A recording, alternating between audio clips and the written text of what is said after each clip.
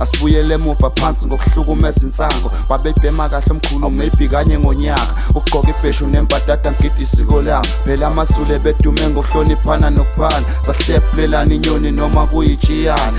Awu sekuyikuthi nje phela ngoba ezinye izinto seyivele isusu ukukhuluma nala kungafanele khona ngabe kuba nomsindo. Lapha ke esithombeni sinenkosi ke yamaNazaretha unyazi lwezulu. Kuzoba ke indlovukazi yaseSwatini ehleli ke esihlalweni njengamanje eniyibonayo ihlele esihlalweni. Inkosi ke yamaNazaretha eyinsukwini ke zehloli bifakasheleke lapha kwelikaMswati wesithathu kwelenkosi uMswati wesithathu nokuyilapho khona ke bekade ke fakashele khona phela kuzokwazeka ukuthi ke inkolo ke yamaNazaretha ayikho lapha eNingizimu Afrika kuphela ize kiwelele ke naseSwaziland njengoba ke bekhona abakholwa kuyona ke lenkolo. Inkosi ke yamaNazaretha isikhathi ke esiningi yayiwele kumngcele ihambele ke ngaphesheya iyobonana ke nenkosi uMswati ihamphinde ke futhi ihambele ke nezinye ke zeyikhungo noma namanye ama-branch ayo ke akhona ngale ke ngaphesheya lawo ke asonta ke lapha ke eManazaretheni. Kodwa ke futhi osekuqaphelekile ukuthi ke abantu ke vele bayohlala kube khona ke imbona babana kuzona zonke izinto ezenzakalayo.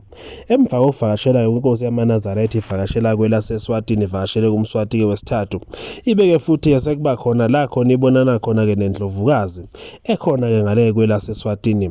Indlovukazi iyona ke lena ke hlele esihlalweni abantu abaningi bayishaya amakhala lena ke yenziwe indlovukazi yokuthi ihlale ke esihlalweni ekubeni inkosi ke yamaNazaretha ke imeke ngeenyawo.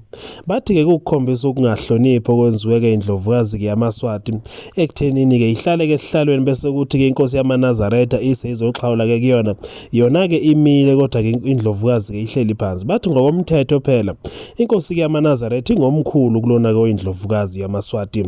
Bathi ke bekungafanele neze ukuthi kube ngaze kahlale phansi akwazi ukuthi ke ubengaze kahlale phansi lapha ke kusa inkosi yamaNazaretha bathi bekufanele kasukume ngezinyawo ithi ingafika ke kuyena eduzana inkosi yamaNazaretha bese ke hlaba ngedolo phansi njengophawu ke lowesifazana okufanele ahlonipheke inhloko ke ekhaya.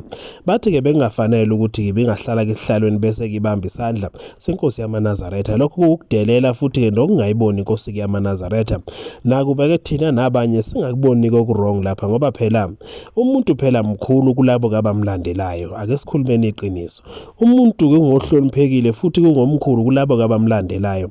Umuntu nomuntu akekho omkhulu kubona bonke abantu kunabanye abantu abakhulu ke kunaye phela akekho umuntu onesihlalo okuthiwa ke sikhulu kuyena usedlula ke wonke umuntu nomuntu kunabantu abangaphezulu kwakhe.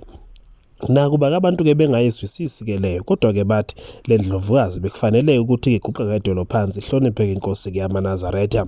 Lokho ke thina kasikwazi ukuthi ke bona bakuthatha futhi ke nanokuthi basi kangakanani ukuthi ke ikhundla zabo zikangakanani ngoba phela indlovukazi naye ingomkhulu eSwatini futhi eksezweni layo njengoba ke kuyindlovukazi yeMaswati ngale ke eveni likaMswati inkosi ke uMswati wesithathu. Lona ke okunguloko njalo lathi ke laphana ke inkosi ke yamaNazaretha yona ibifakashile kuphela izocela noma ke izokhonga kubona futhi laba kabakhulu eSwatini.